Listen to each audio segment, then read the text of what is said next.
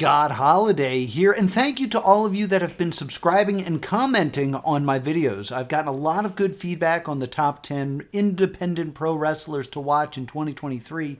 I actually got a couple good suggestions, and funny enough, I had Miles Hawkin and Brando Lee both suggested, and I actually ended up calling matches with those individuals in them at CZW Limelight. So shout out to Miles Hawkins, who picked up a big victory over the American Hammer, Matt Quay. And shout outs to Brando Lee, who really stood out to me. That's a really good person to pick to be someone to watch this year. Brando Lee was in a 6-man tag, and despite being in a losing effort, really was able to leave a lasting memory in my mind. A lot of interesting offense, really good look. It's got like a Bruce Lee thing going, so definitely gets my stamp of approval. Keep an eye out on Brando Lee. And now, let's plug in. February 19th is my birthday. Yay. It's also the birthday of CZW, so join us for CZW Anniversary 24, where you will see Ruthless Lala go up against one of the harshest competitors she's ever faced, respectfully though, and that is the deathmatch godmother herself, Mickey Knuckles. So join us February 19th at Studio Z. That's 110 Harmon Drive in Blackwood, New Jersey. Bell time is at 6 o'clock. The doors open at 5, and the beer is free. So be sure to join us at Studio Z for Anniversary 24. March 18th, High Tension Wrestling presents Spring Breakdown 93, where you will see Ethan Wild LLC attempt to wrestle away those Campeonatos de Ranas away from the outfielders Weber Hatfield and Shay McCoy. And just announced, Mr. 500, Big Dust, will be taking on Mr. 499, Stan Styles. Big Dust is ranked number 500 in the PWI Top 500 Wrestlers of the Year, and Stan Styles is one rank above him. Big Dust wants to work his way up the list, so he's taking on Stan Styles for the right to be number 499. And a match this special requires a very special referee, as Kevin McElvaney, the editor of the PWI, will be the special guest referee. You're not going to want to miss this one, so get your tickets in the links below, and I will see you on March 18th.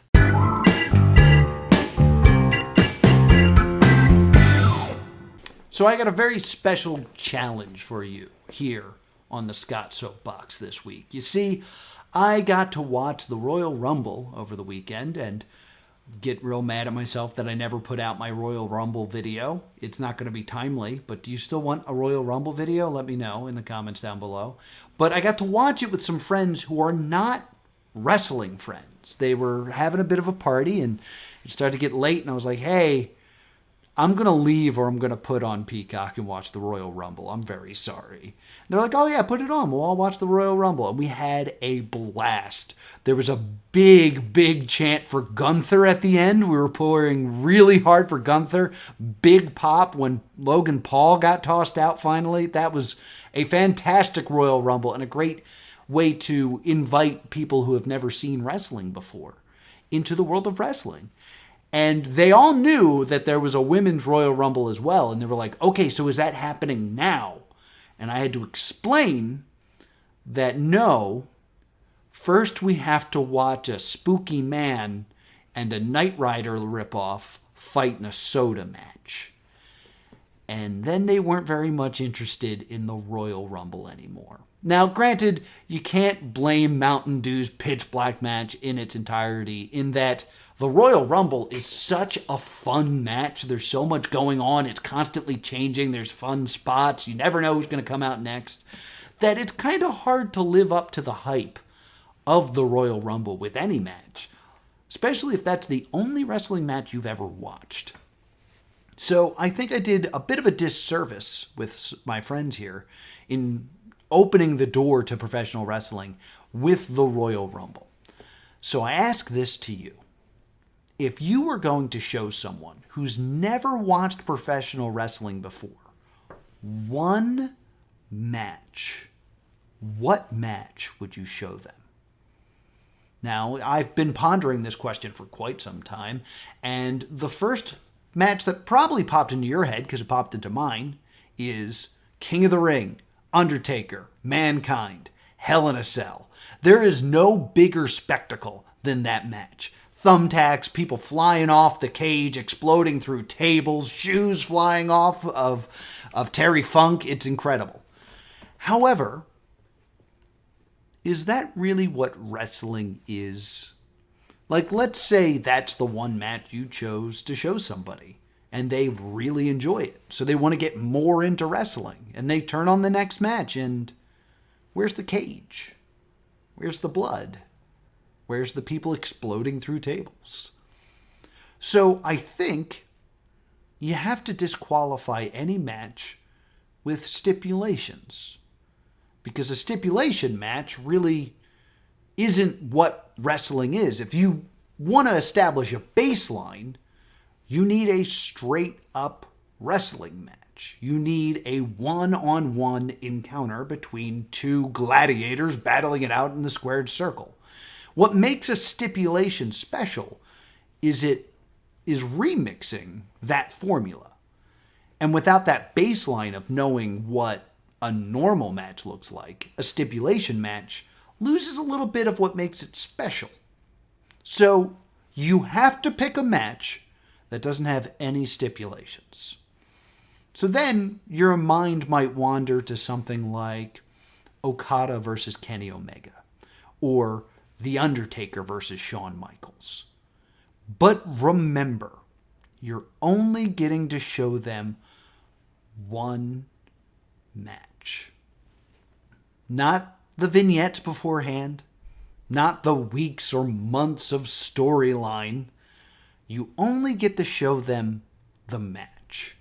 And granted, the commentators, if they're good at their job, will fill in on the backstory and things like that. And you get the entrances, and the entrances can tell you a lot about these characters. But if you really think about it, is The Undertaker's streak that important if it's the first match you've seen? Like, to the outside eye, if you're being told about The Undertaker's streak, it's like, yeah, The Undertaker doesn't lose. He won 15 times in a row. It's like 15 doesn't sound like that big of a number if he's been around for years. He should have had more matches. No, it's just because of WrestleMania. Why is WrestleMania more special? Well, it's the biggest show of the year. See how much, explaining you have to do? Same thing with Okada and Omega. A big part of the Kenny Omega Okada saga was this idea of nobody kicks out of the one-winged angel. But Kenny couldn't hit the one-winged angel. So knowing that dynamic about the move is important to what makes that match special. Also, it's really long. I don't know if you want to open with something that long. So that gives us our criteria. We want a match with no stipulations, featuring two individuals that tells a complete story without needing too much backstory to weigh it down. It can't have epic years of backstory and nuance for it to really work. It needs to convey everything it needs to convey in just that match. And it shouldn't be too long. So I did what any sensible wrestling fan did, and I opened this up to Reddit, where everybody is kind and takes things seriously.